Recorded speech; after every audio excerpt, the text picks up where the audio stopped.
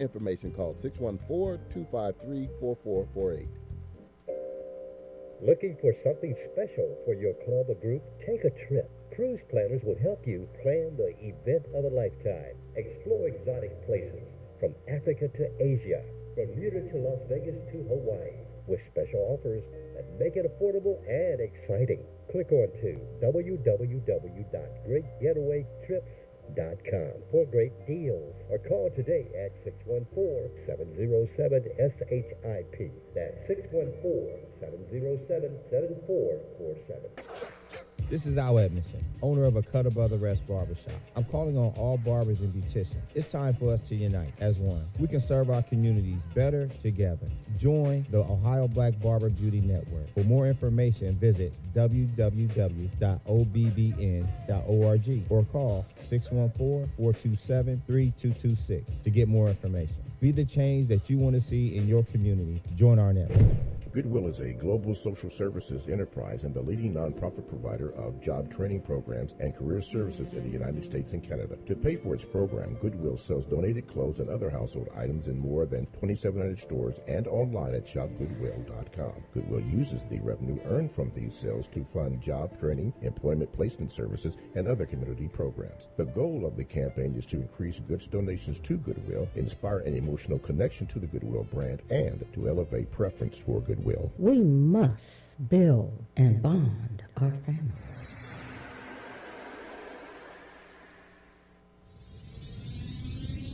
We've got the power.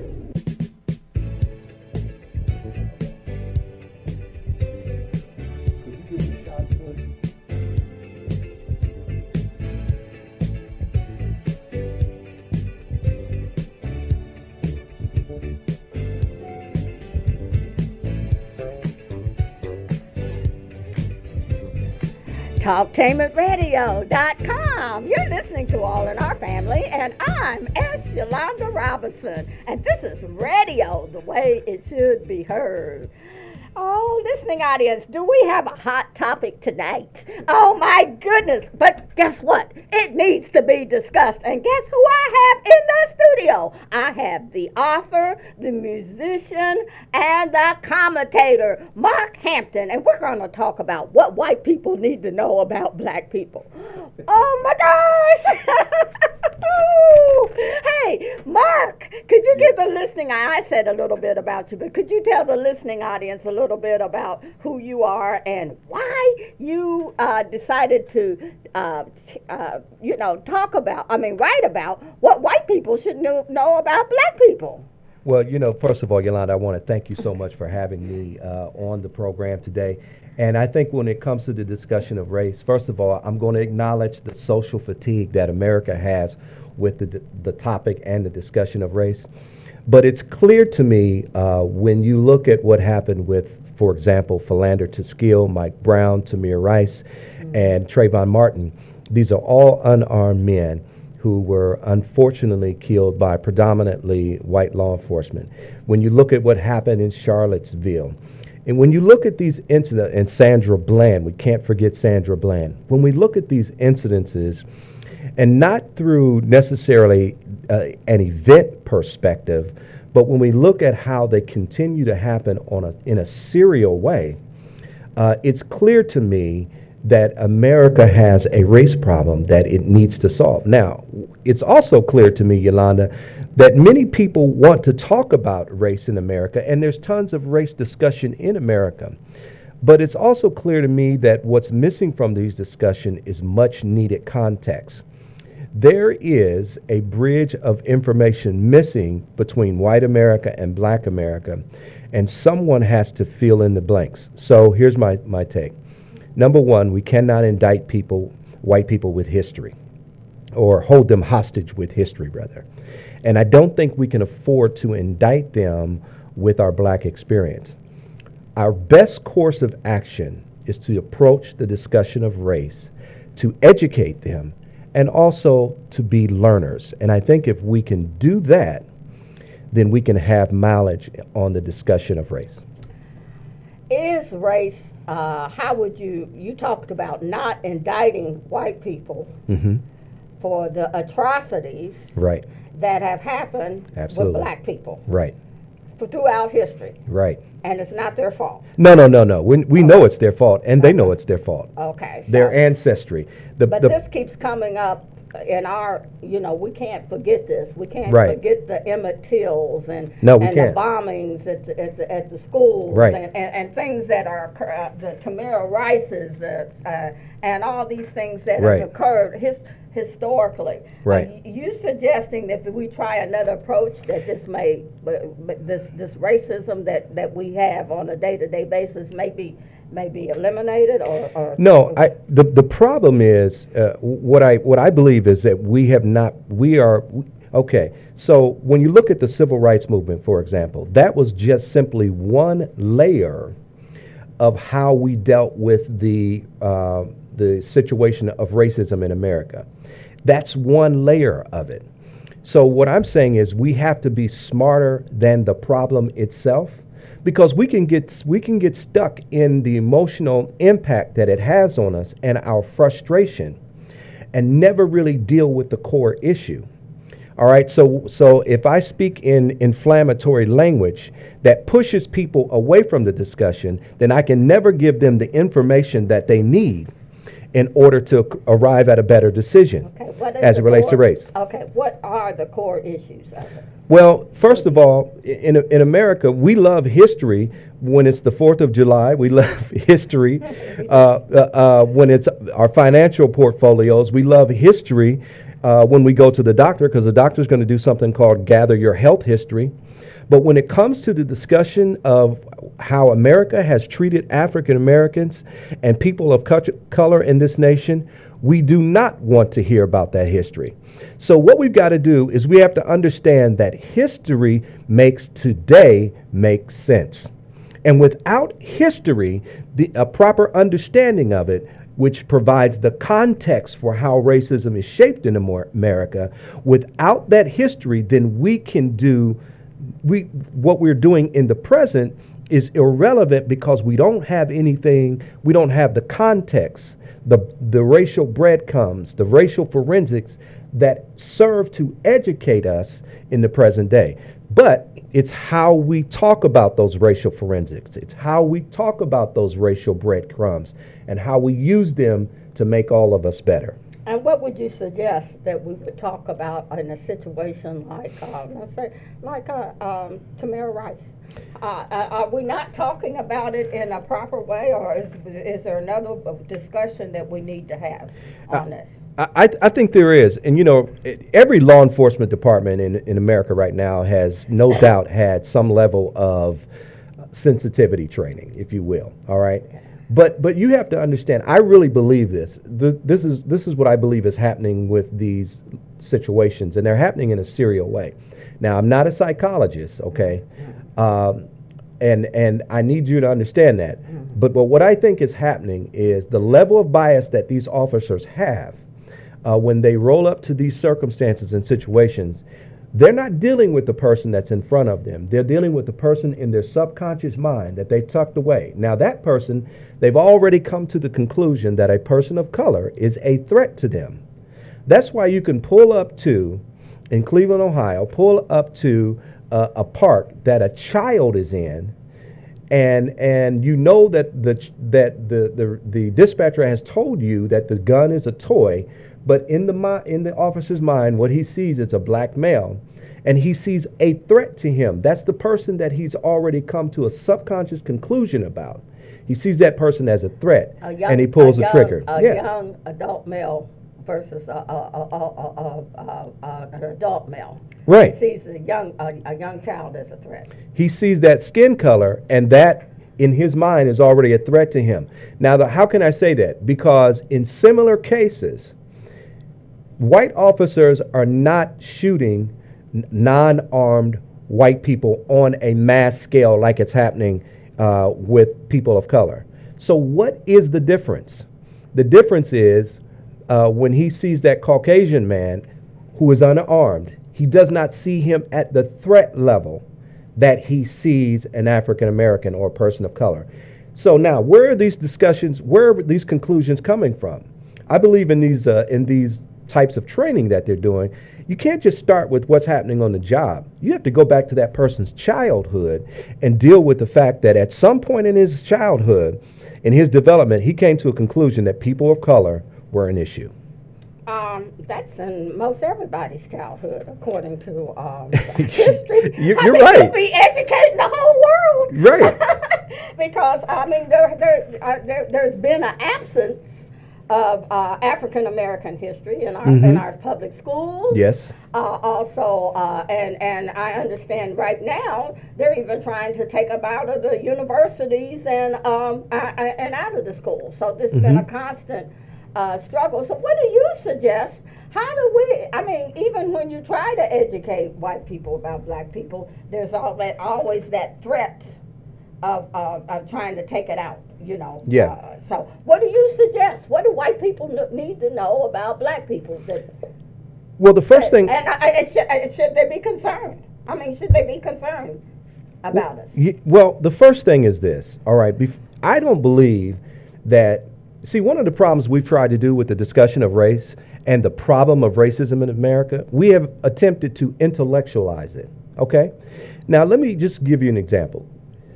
The issue of racism in America is not one that is intellectual. I believe the issue with race in America is an empathic one. In other words, it's how I feel. It's not how I think. It's how I feel. And so, for example, in 1963, Kennedy said, we're going to send a man to the moon. Less than 10 years later, we sent a man to the moon. The first time he said that, we're going to send a man to the moon, there was presently no technology available to even remotely send a man to the moon. So the issue is intellect and American ingenuity put a man on the moon. We've had the problem of race for more than literally 300 plus years. And we have not solved it because it is not an intellectual problem. It is an empathic problem. And until we deal with how you feel and how you come to those conclusions, we'll never really be able to have the type of movement and leverage. Now, what's significant to note is Dr. King did just that. He didn't approach it from an intelligent perspective, even though he could have earning his doctorate degree before he was 25 years old. He dealt with the Constitution, which declared all of us free, and how white people interacted. So here it is. Racism is not a person, it's a behavior. And it is a learned behavior, and behaviors are about how we feel. We behave how we feel, not necessarily how we think. Well, who says they want to correct it? I mean, who says they want to correct it? Well, I mean, do you really want to go that deep? Yeah, I want to go that deep. I mean, it's a behavior. Okay, we've had all these sensitivity workshops and, feel good and diversity and all that. Yeah. And, this is 400 years after we 400 years of being over here. Right. And it's, in my opinion, it still exists. Now, who says that are they really sincere about correcting it? Are we really concerned as a country about correcting racism? Well, so let's talk through that. To correct the issue of race, you are talking about a massive approach to how we deal with race, how we deal with people. You're talking about everything from how advertisers market their products, because the system, racism is a system that is instituted in the American culture, which is reproductive on its own. So if I go to school and I'm a 6-year-old and I don't see anybody black in the school books that I'm reading other than slaves, and I'm not exposed to positive family structures and things of that nature in our advertising and marketing, if you're going to really deal with racism on a systemic level, we literally have to resurrect how we even do business in America. Because I believe, and I wrote this in one of my other books called The Blacklist, and that is that racism, one of the most racist institutions in America is the advertising and marketing departments of American business, which puts us postures us in a certain category and leaves us there. It loves us to be athletes, loves us to be, doesn't have a problem with us on a crime level. But when you talk about being articulate, educated, well-rounded, family person, those types of images in America are hard to come by in 2019. To this day, they're very difficult to come by. And Hollywood and advertising and marketing is regenerating that on a mass scale. Okay, so we could start with the marketing. So, Absolutely. And if we do the marketing, such as in the media, television, in the media and social media and things, do you think that would make a significant change on how people think about each other? Absolutely, it will. It will make a very significant change. Uh-huh. So we're dealing with not only marketing, but after marketing, we got to deal with the policy level. Okay. Mm-hmm. Now, here's the thing: until America as a whole, particularly white America and black America as well, until everybody comes to the table as a learner, okay, what we will do is we will defend our positions, and we will defend those positions to the death. Are you suggesting integration as a way to solve racism? Well, I think we already have integration, and integration Okay. Yeah. has not proven to be an elixir for solving racism. Part of it is the economic nature. Okay, so let's go back a little bit. So the reason why Africans were brought to America was for one reason: economics. Period. Mm-hmm. So the sole reasoning for us being in America was completely 100% economic. Social was not it. Political was not it. It was simply economic. All right? So listen, when you start talking about economies, you're talking about leveling the playing field. The only way in the arena that you're speaking of that we could really address this is if we had economic parity. Okay? Well, diametrically right now, the issue of economic parity cannot happen in our current society. In other words, if you look at what happened in Oklahoma more than, I guess at this point, 80, 90 years ago, Black Wall Street, that was about economics. It was about white people seeing African Americans who are affluent, educated, and doing well, and they didn't like it, so they burned the entire district down. It was the threat of economic parity that put them on a level from a societal perspective with white Americans, and it scared them, and they wanted to destroy it. And that's not changed today. If we really want to have that level of impact or parity, it's going to have to start economically. What's your view on reparations? Well, I think reparations. Well, I can tell you this: the Speaker of the majority is absolutely wrong, and he just cracks me up every time someone mentions it to him. He deflects back to President Obama as if the presidency of Barack Obama was somehow a package that we delivered to the White House on race, and we said, oh, we're even now. That's not the case at all. My thing about reparations is this. Number one, America promised it, and they didn't deliver. It's a check that America wrote to black people in America, and the check never even got a chance to bounce because they never delivered the check. Yeah. All right. Now, it's challenging for people to come to grips, okay, with the actual mindset that they need to provide reparations to people who weren't here. But reparations is about more than just giving someone something. Black people in America and the Indian, the Native American, are the only two races of people in America historically who never got an opportunity to generate family wealth. And if I were to take $200,000 from your 401k 25 years ago, do you think it would affect your retirement today? Absolutely it would. So if you take those resources that were promised to African Americans from them, it affects the economic flow of the dollar in the black community today. So you need to make restitution for that. That's my position on it. will it solve racism? If they made restitution on with reparations, would that solve racism in America? I don't believe it's going to solve racism in America, but what I do believe is that money talks. Money talks. But do you think it'll ever be, will racism ever be solved in America? I mean, will we have, how long will this go on? How long do you, if you look into the future, how long do you think this will go on? Well, I think that's a great question, but it's above all of our pay grades, and no one can extrapolate the answer out. But I think what we should be doing is, I think white America and black America need to sit down at the table and both become learners.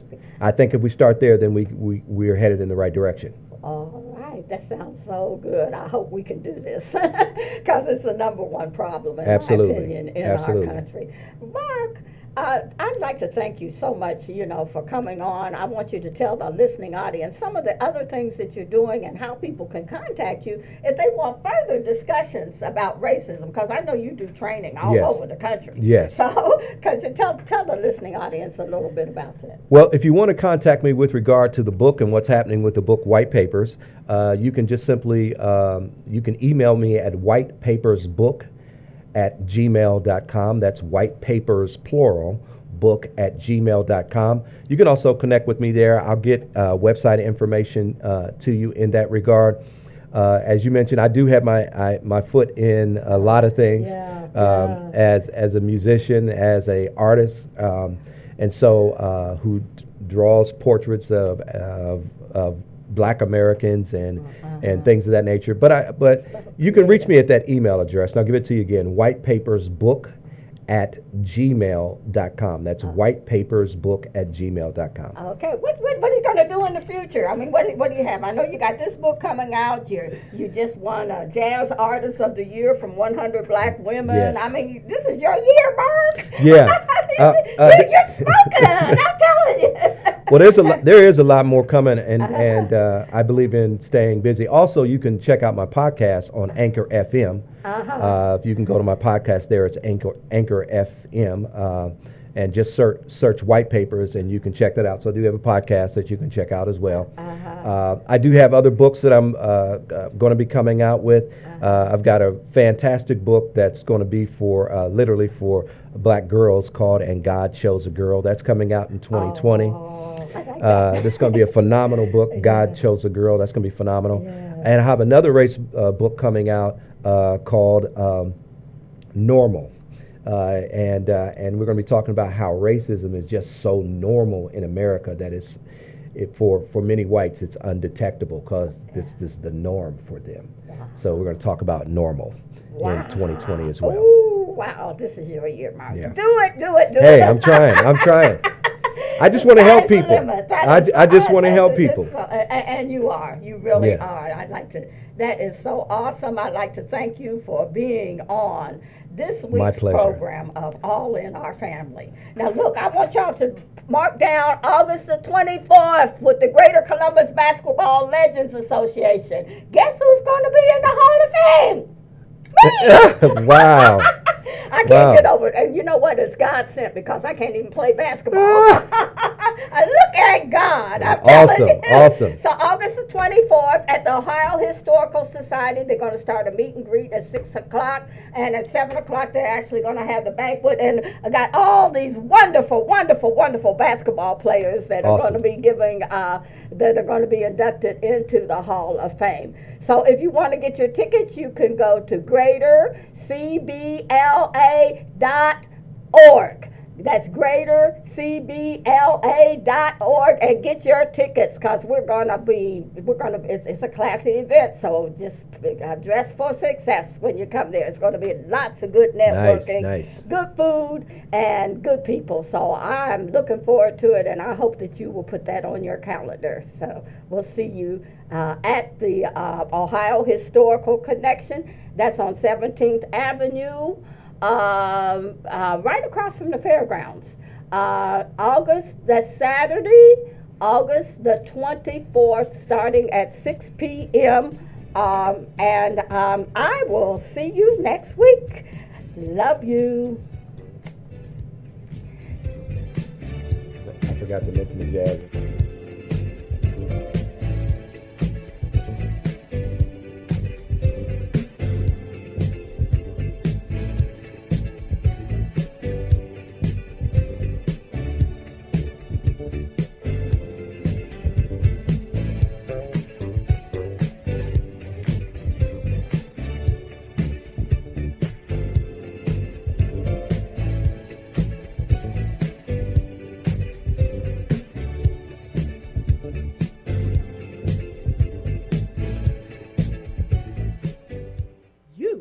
The power, the world's greatest radio, talktainmentradio.com.